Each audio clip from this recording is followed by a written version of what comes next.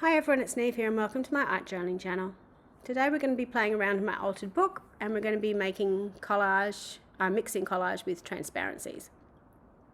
So this is my little collage book I'm working in, and I want to have a transparency go over this dude's face. So I've just put it down and I've traced over his face, and then I'm going to cut it out.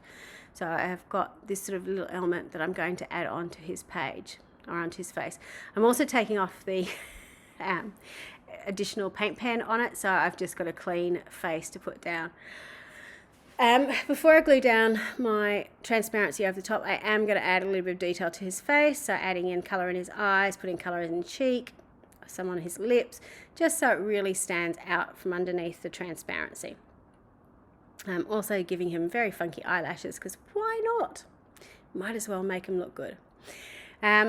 Just drying it off with my heat gun before I put my transparency down.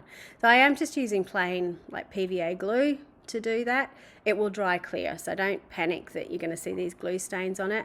It always dries clear, not generally. Sometimes people would prefer to use gel medium. I just had that glue sitting there, so that's what I used, and I haven't had an issue with it. Now I am painting in my background, so just be really, really careful. You can see how much I use my heat gun, but you can also recognize that I've got transparency there, so you don't want it to buckle or bend. So just be sure that you kind of move your heat gun around, that you're not going to get any sort of not blistering, bending, shrinking, all that sort of stuff. So now I'm going in with a leaf stencil. This is a branch redux from Dina Wakely, and I've started out with a sort of light green, and then I'm going in with a mixture of sage and fir. I love mixing paint colors, so you don't get a uniform mix and you sort of get this shading naturally, which I really, really enjoy on a piece. So I've got this really crazy botanical background happening. The reason I decided to go botanical is because my mum lent me a Better Homes and Garden, which is an Australian, it's got cooking, it's got gardening, it's got craft work. It's just like a run-of-the-mill everything type magazine in it. And it had this beautiful magazine full of dahlias, which I really, really love. Lots and lots of bright spring flowers in it. So I had fun one night sitting there cutting them all out, and I just wanted to use them in my journal somewhere. So I'm going for these really strong contrasting colours with the pink and the tangelo, then using my paint pen to sort of really make this jacket pop, because I wanted it to be sort of really loud and in your face. Once I've done his hat and his little, you could think of it as his hair, I suppose. He reminded me, when I did it, of sort of those Orthodox Jews that you see with the ringlets coming down the side of their hats. I'm outlining everything. So this is something I do with a lot of my collage, is to outline it to make it sort of all sit together. I then decided he needed to have a stripy jacket. When I'm doing collages like this, I tend to stick to a few simple patterns. So stripes, lines, dots, I find are most easy to do. Whatever patterns you enjoy doing will look good, but I really sort of like these sort of stripes and so on in my journals. Then I'm going in with my paint pens to colour in all the other colours. Now, again, you can use paint, you could use alcohol markers. I use paint pens because I find them just that little bit more convenient for me. But I can do the fine lines like around his neckline. I would struggle to do that with a paint pen. I mean a paintbrush. Oh my goodness, I am so mixed up today. Can you tell my brain's on holidays? So I'm just going in with the whites to give a little bit of extra detail. Again, these are some of the daisy chains that I found in the magazine that I've wanted to sort of put around, almost like, you know, a mayoral chain type thing strung across his chest.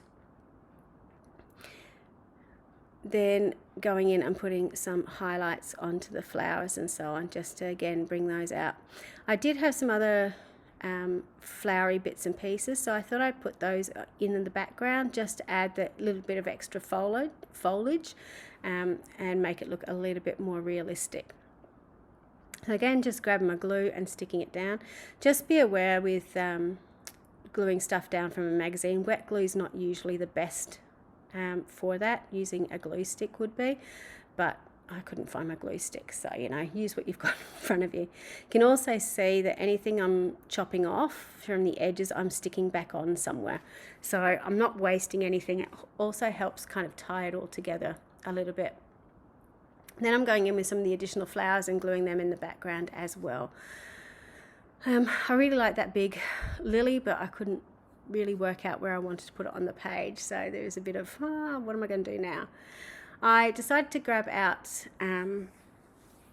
some alphabet stamps. So usually on a page like this I'd actually write my quote, but I decided I would stamp it out instead, which I'm glad I did.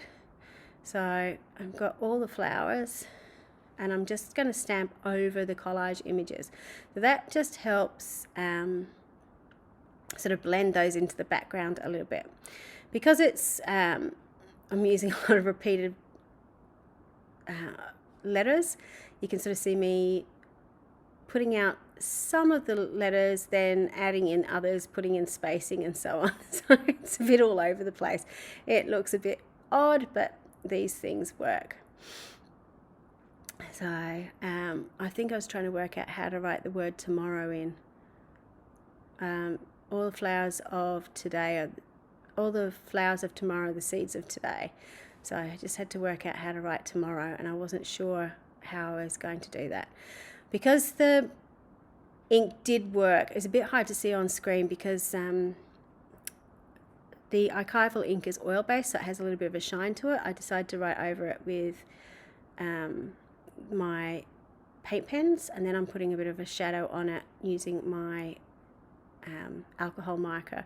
Probably didn't need to do that because it did stand out okay, but I got carried away, as I always do. So do as I say, not as I do. So just going in and putting a bit of a highlight too. You'll see in the close-up it doesn't look too bad, but I could have got away just with this straight stamping of the letters. So I'm going in and trying to write tomorrow very, very small on my page. I'm using my paint pen and just writing it straight in. And I'm trying to use up all the space I've got available to me. So again, just going in and thickening up the letters just that little bit so it looks like it barely fits in, which it barely did. And then again going in and doing all the same stuff I did to the letters above. So a bit hard when they're all squished together, but it does make a difference. You can see what a difference having just that black shadow on does to the whole piece. So that's it, finished. Really, really quick and simple. I love the effect of using the transparency over his face, especially with the quotes on it, and using those different bits of collage from a magazine in my collage book as well. So not just using paint, but adding some other different details onto my page to completely transform how it looks. So I hope you have a go at doing that. Until next time, bye for now.